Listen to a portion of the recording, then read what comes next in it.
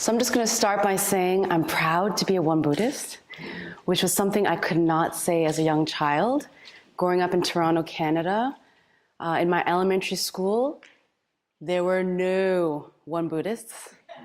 There was one Won Buddhist in my elementary school, which was my older sister. So it was the two of us. And my closest friends were Jamaican, they were Chinese, they were Trinidadian, there was Jewish, there were a mix. And sometimes after school, they would come over to my house. I know children, they look around, they start asking questions. And so they said, Grace, I said, what? Like, what are all these circles around your house? And I was like, decoration. Because I didn't want to explain, I didn't even know how to explain anything. And they said, Grace. I was like, what? But why there's so many? Why there's so many circles around here? And I didn't want to lie, so I said, my father likes them a lot. And it's true, my father was a very devout Won Buddhist.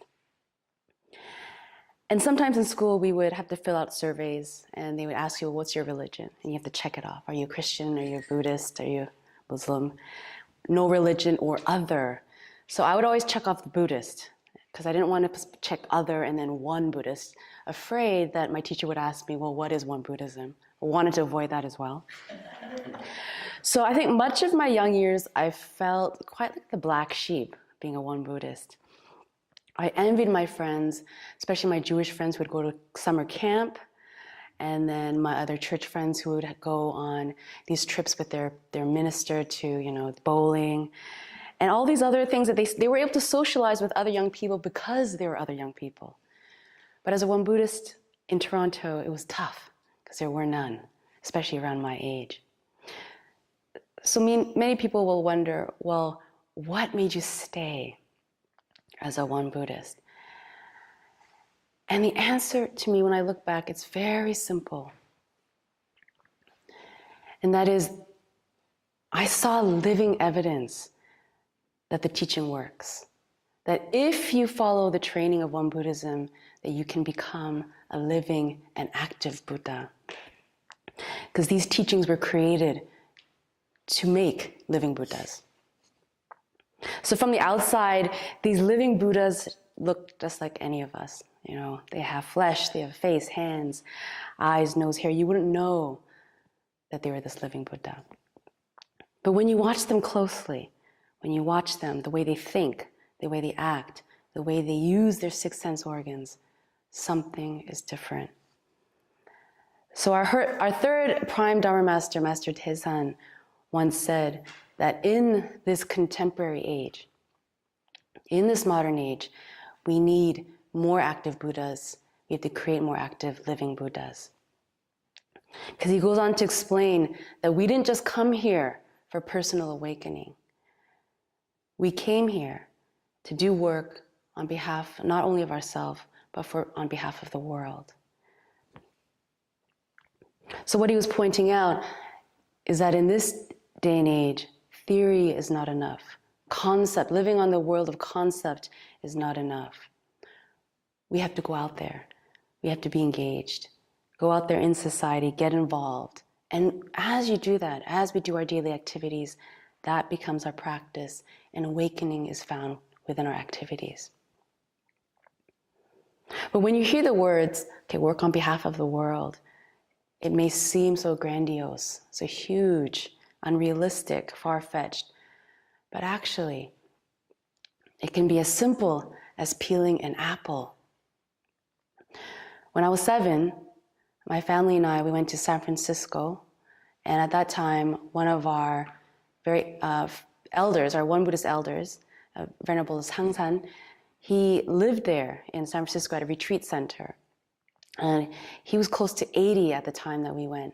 And he'd been living there for quite some time, helping to establish the first temples in the United States.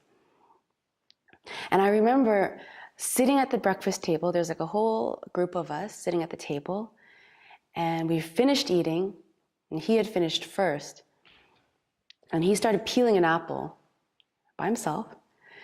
And in Korean, in East Asian culture, usually it's the younger ones that go and they peel the apple and they cut it for the elders. But for him, he started peeling it, And then some people around him were like, "Ah, Sangjongsa님, we'll do it for you, don't worry." And he's like, "No, no, no." And he started shooing them away. And he started cutting it very slowly and mindfully and chopped it up and shared it with everyone else. And this was very shocking to me. Maybe not so much in the West, but for us, growing up in a Korean household, it was very shocking. But he had shown me the importance of self-power. And so the reason why I remember this is because it was one of those moments of, wow, something's different about him.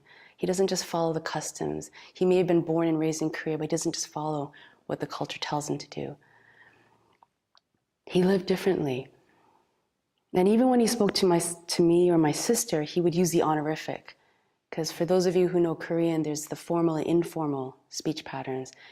But he would speak to us as if we were adults, which again was one of those, wait, what's going on? Because all the other ministers were just talking to us in an informal manner.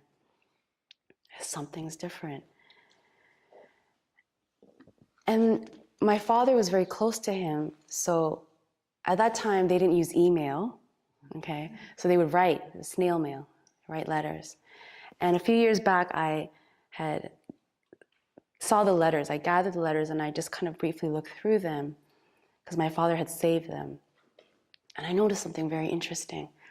His first word for each letter was the same, his first expression. And it was just simply thank you.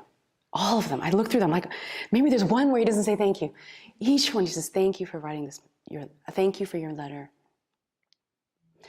And the great thing about snail mail is that you can tell through the writing the sincerity and the thought that goes into the writing. With email, you don't get that feeling as much anymore. But I remember looking at it and he was just done. You could tell he had probably spent his time and sincerity writing each line. So he was teaching me the importance of maintaining the mind of practice in everything that you do. Everything was an opportunity for practice. Peeling an apple, talking to a child, responding to a letter. And I think through watching this, that's where I grew my faith in Won Buddhism. It wasn't through just reading scriptures, listening to Dharma talks. It was really through looking at these elders and the way that they lived. And they made me realize that there is no difference between the spiritual and the mundane. You can make even the most mundane thing spiritual. So I met another living Buddha when I lived in Philadelphia and I attended the One Institute of Graduate Studies. And he was the president of the school at that time, and we called him President Ko. And he was a lay member of Won Buddhism. And he was a retired professor of Seoul National University. He was also at one point the vice president of Seoul National University.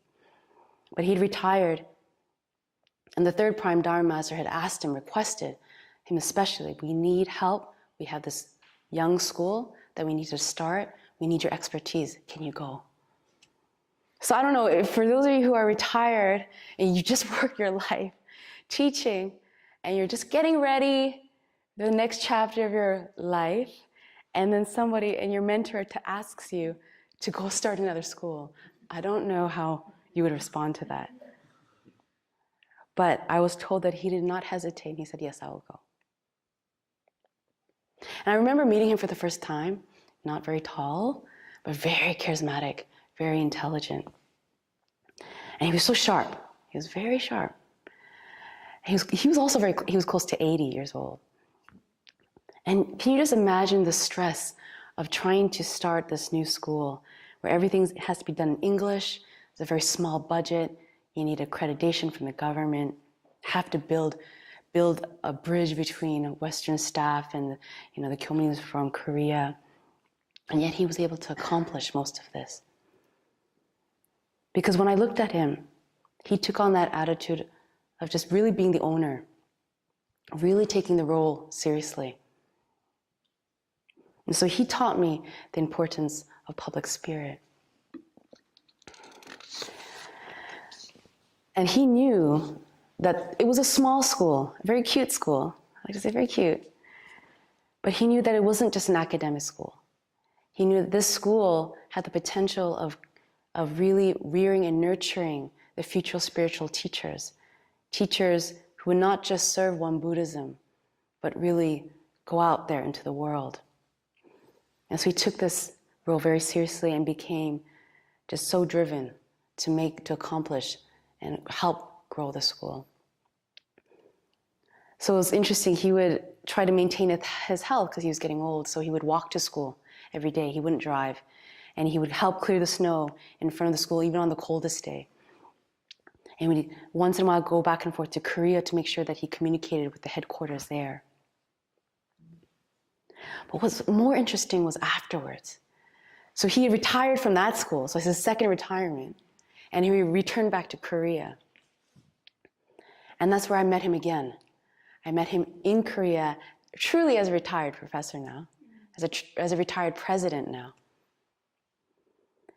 And not only was he showing me public spirit but when I saw him in Korea, he showed me something else. He showed me the importance of faith.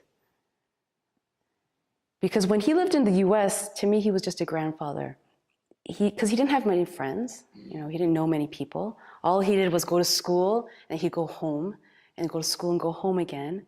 And his wife, a poor wife, all alone, and she would go to the dollar store like every day, that's what I was told, because she didn't have friends or family around. Yet when I met him in Korea, oh my goodness, the situation was totally different. When you're a retired professor from that university, it's the most prestigious university in Korea, and he made a huge donation. He had his own office, which was huge, his own secretary. And then we'd go to lunch, and all the juniors would do the 90-degree bow. And so many people around him. And even his wife, I would hear that now she was surrounded by her grandchildren and her children and busy every day doing something. And I thought to myself, wow, you left all of this. You could have lived this comfortably in all this luxury. And you left this all, and you spent about 7-8 years in the US with no friends, with none of all this kind of, how should I say this, respect or recognition from those around you. Because to be honest, as I said, I just saw him as a grandfather. But here, he was a totally different person. And this question brought me back to Venerable Sangsan too, because Venerable Sangsan was also the same age. He was about 80 years old.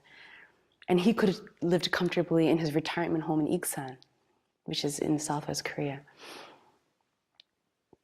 And so I thought about this. What drives these two living Buddhas?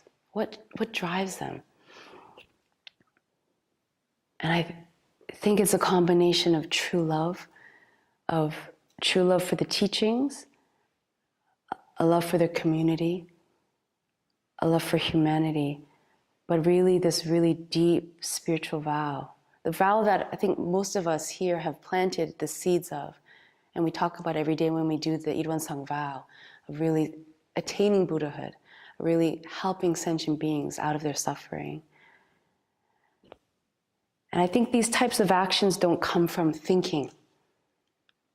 I think these types of actions come from a deep place of faith, a deep place of compassion, and a deep yearning to truly make this one world. I'm talking about O-N-E, one world. Right? So what's most important to note is that these living Buddhas, to me, didn't teach me through their words. They didn't teach me through their writing. They taught me through their actions, which I think is far more powerful. And if it were words or writing, I probably would not have understood, and I may have easily forgotten. But when I saw their actions with my own two eyes, it left me such a deep impression on me, an impression that stays with me to this very day. So reflecting on these two living Buddhas helped me to reflect on myself. Am I embodying the teachings? Do my actions match my words? Am I keeping the practice on a theoretical level, or am I really applying the teachings in my life? And yes, I still have a long way to go, but at least I have role models who show me that it's possible. And for that, I'm so grateful. And my wish is that we can all become role models for the future generations, that one day we will not just teach them just through our words or our writing, but through our actions. And then they will look at us and they'll say, wow, there's something different about him. There's something different about her. She lives differently. So I said, if my friends were to ask me now, if they say, you know, why do you have these circles all over your house? I go, because I like them. Because they're my decoration. And if I were to have to fill out a survey and they say to me, what's your religion? I say, I'm a proud Won Buddhist. Thank you very much.